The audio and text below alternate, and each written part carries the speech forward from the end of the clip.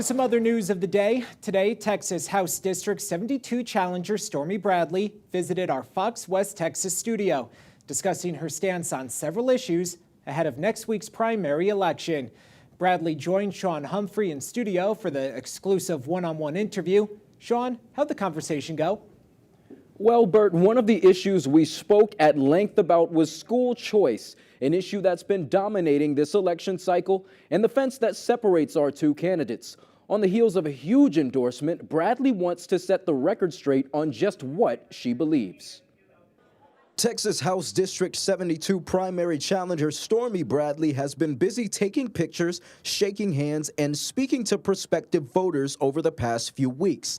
As election night approaches, Bradley and incumbent State Representative Drew Darby have drawn a line in the sand over private school vouchers. I do support school choice.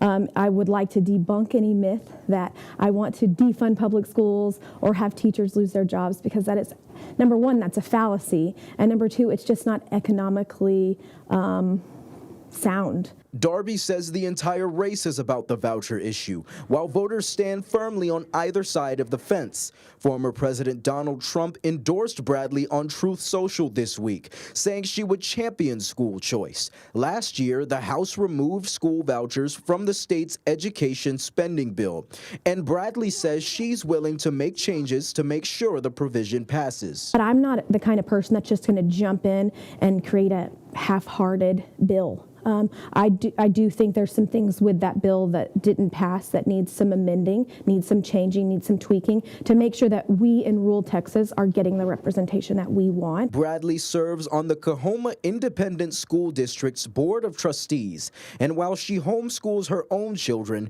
she views her experiences as an advantage. I have a different vantage point than others that have just been in the public school system or just been in the homeschool system or just been in the private sector.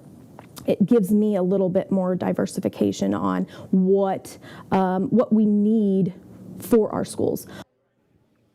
You'll be able to watch my entire conversation with Stormy Bradley on our website, foxwtx.com, in the coming days. Later this week, we'll also speak with incumbent State Representative Drew Darby, so stay tuned for that. For now, from the newsroom, Sean Humphrey, Fox West Texas.